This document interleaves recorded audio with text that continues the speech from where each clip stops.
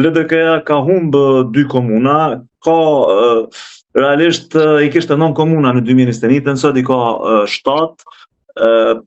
Ta shohim nëse do të ketë rezultat negativ në zgjedhjet nacionale që pritet të mbahen me 28 dhjetor, aty dikon domethënë na çojnë matematikat kushtetuese. Edhe Kurtia ka kalkuluar mjaft mirë për mërgjimtarët, mendoj një pjesë analitike.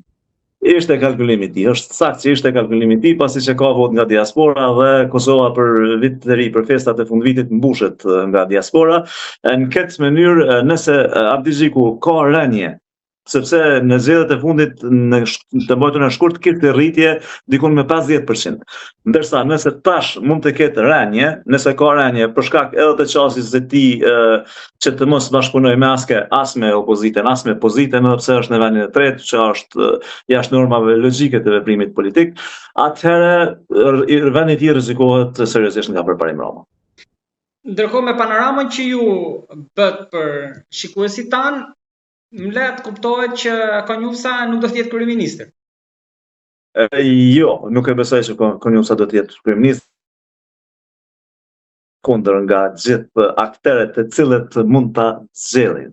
Pra, edhe PDK, edhe LDK, edhe AK, edhe Nisma, edhe minoritetet, 2-3 votat e minoriteteve që janë kokëfort në këtë drejtim, të gjithë janë deklaruar kundër, prandaj nuk pritet ndonjë surprizë me datën 19 nëntor, pra pas 9 ditësh do të merret vendimi që vendi të shkojë në zgjedhjet jashtëzakonshme. Edhe diçka të fundit kam, ju lutem për zgjedhjet e jashtëzakonshme, cilat janë pritshmëritë tuaja? Pra kriza do të vazhdojë apo do kemi një qeveri të opozitës? Jo, nuk e besoj që do të kemi qeveri të opozitës, nëse Vjosa Osmani, presidentja, pra vendos të jap dorëheqje, do të ishte mirë, pasi që do t'i evitonim 2 palë zgjedhje, do të ishte mirë që ajo të jep të dorëheqje. Para mandatit, ta jap tani dorëheqje? Para mandatit, se I ka edhe 3 muaj. I ka edhe 3 muaj kohë, më mirë të jep tash dorëheqje në mënyrë që të evitohen 2 palë zgjedhje.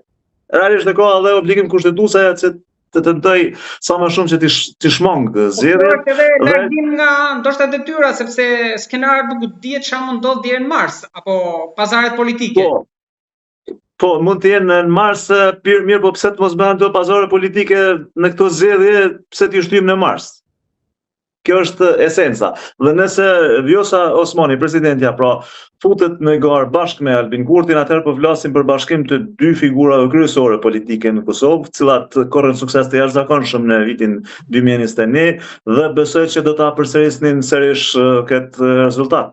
Pra shmendin ky skenar se sa ndoshta siç është aluduar në një pjesë e mediave, mund ta shpëtojë ndoshta ndonjë vot nga LDK-ja apo lidhja familjare me Abdi Xhikun që mund t'jap mandatin e dytë apo jo? Jo, nuk besoj se do ta merr në atë mënyrë mandatin e dytë, pasi që ka edhe Abdi Xhiku I ka ambicet e veta dhe pastaj është edhe LDK-ja, e cila është shumë kategorike në këtë drejtim, por një bashkim I mundshëm I Albinit me Vjosën do të krijon, realisht ka parashenja. Vjosa Osmani, presidentja, por ka thënë që nuk do të jap dorëheqje. Mirë po, ka disa elemente brenda presidencës, praktikisht këshilltarët e saj, që ja kanë mbrejtur në një mënyrë dhënëve të LDK-s, pasi që kishte deklarata ndaj presidentes më herët, edhe ja kanë mbrejtur dhënë të rrini se 12% që ju do këtë pak, janë disa parashenja, cilat tregojnë që presidenti Osmani do t'i futet garës politike sërish, pra do të rikthehet në politikë dhe në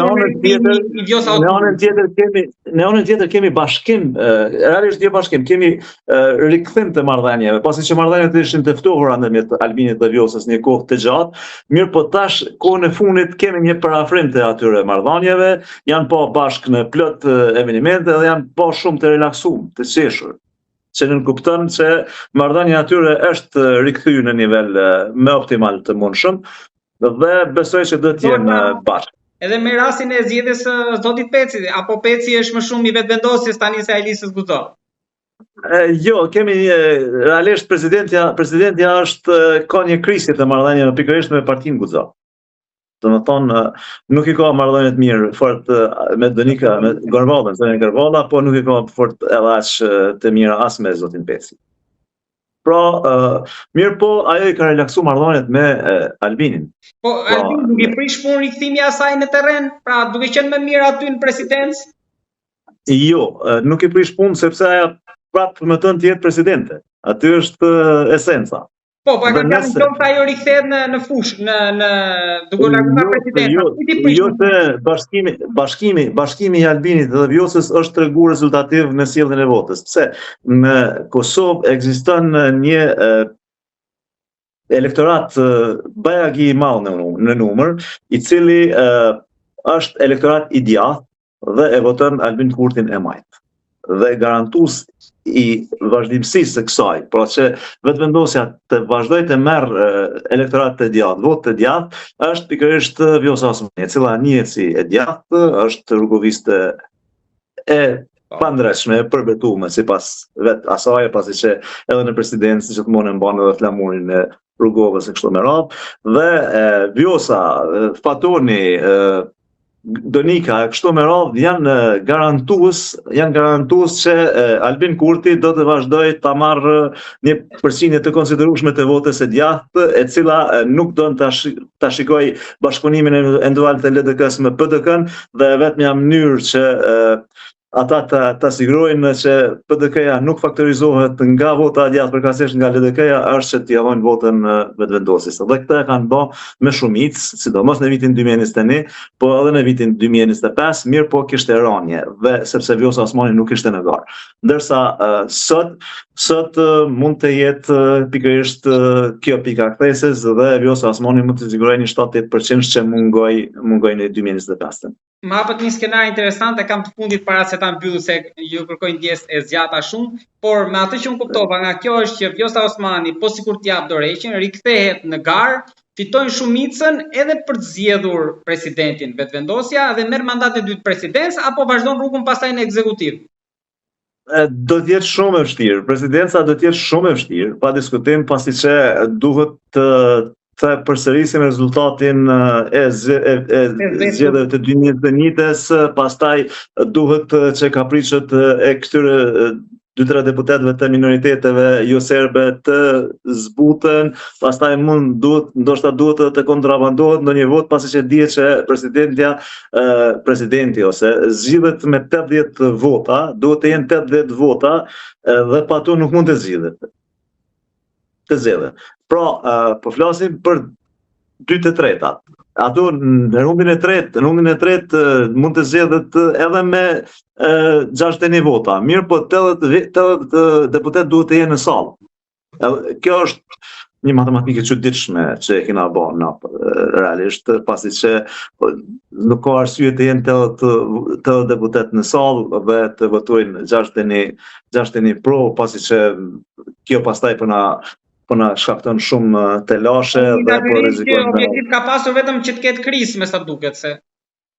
Sigurisht këtu ka qenë një mjeshtër i madh i krizave që ka konstituu këtë kushtetut, ka qenë pikërisht Hashim Thaçi, dhe mjeshtri i dytë i madh i krizave është Albin Kurti. Këtë do të ta pranojmë. Këta mbijetojnë nga krizat, krijojnë kriza domethënë në mënyrë të vazhdueshme dhe pastaj i Hagës i ka zënë frika ca në Kosovë, më duket.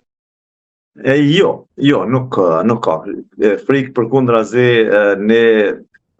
unë nuk e kam desht asnjëherë sa i përket qasjes e tij politike, si politikan nuk e kam desht asnjëherë, mirë po ajo atje është si luftëtar i UÇK-s dhe pa diskutim që këtu jemi gjithë ndihshëm dhe mezi presim që të rikthehem.